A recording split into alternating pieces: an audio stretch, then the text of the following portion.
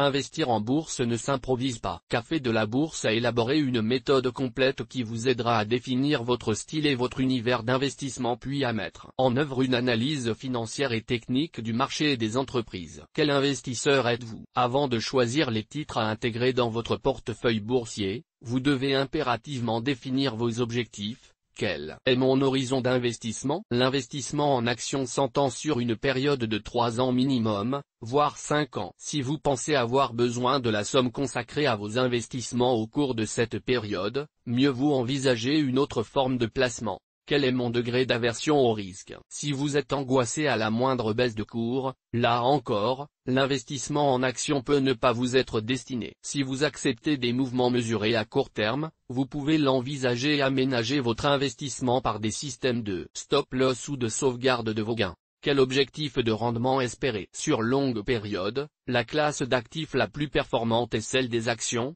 Presque 6% de performance annualisée entre 1950 et 2011. Mais l'immobilier suit de près avec 5,2% de performance annualisée et surtout, une évolution plus régulière, même s'il implique un blocage des fonds sur longue période. L'objectif de rendement est une chose, votre tolérance à la volatilité en est une autre. Une fois définies les réponses à ces questions, vous devez vous attacher à délimiter votre univers d'investissement. Quel sera votre terrain de jeu? Warren Buffett recommande de n'investir que dans des sociétés dont l'investisseur comprend le modèle économique. Il avoue ne pas comprendre les entreprises de technologie informatique. C'est pour cela qu'il n'investit pas dans de telles entreprises, même si nombre d'entre elles ont été des succès phénoménaux. Microsoft dans les années 1990, Google dans les années 2000 ou encore Apple. Selon vos centres d'intérêt, vos compétences et votre sensibilité, vous serez amené à comprendre plus aisément le fonctionnement de certains secteurs d'activité. De même, le choix d'une zone géographique doit reposer sur des connaissances réelles du marché. C'est pourquoi la plupart des investisseurs français privilégient les entreprises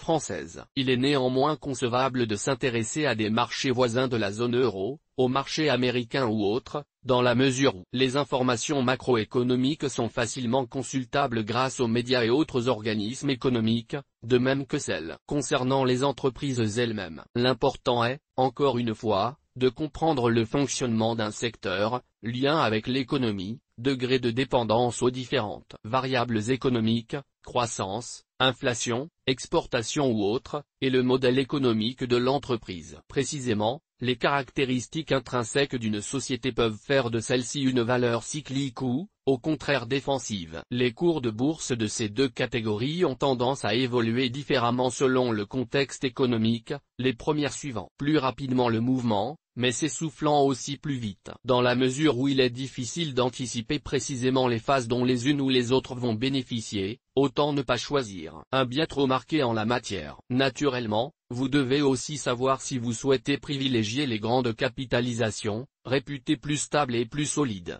ou les moyennes et petites capitalisations, réputées à la fois plus fragiles et plus dynamiques. Enfin, vous pouvez déterminer votre style de gestion par rapport au prix que vous êtes prêt à payer pour une action. Les valeurs de croissance, justement parce qu'elles offrent une bonne visibilité de leur croissance, se paient plus cher que la moyenne du marché. Vous pouvez les identifier en étudiant leur taux de croissance passé et projeté, leur ratio de return on equity, rendement sur actif, etc. À l'inverse, les valeurs dites value ne bénéficient pas de la même confiance des investisseurs, pour différentes raisons. Certaines étant injustement délaissées au regard de leur situation financière et de leurs perspectives commerciales, elles peuvent devenir de bons investissements à condition de savoir les identifier. Découvrez l'intégralité de notre méthode pour bien investir en bourse dans la suite de notre article pour le prix d'un cappuccino.